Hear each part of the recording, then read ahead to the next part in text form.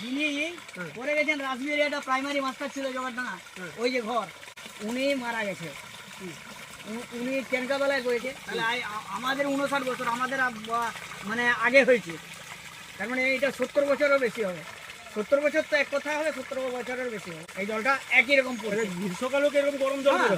এরকম সব দিন বর্ষার সময় সকালবেলা, শীতের সময় ভাপ উঠবে। এই জলটা খেলে আর অন্য কোনো জল খেতে মন যাবে না। এই জলটা খেলে বিরাট উপকার। এই জলটা কোনো ক্ষতি নেই।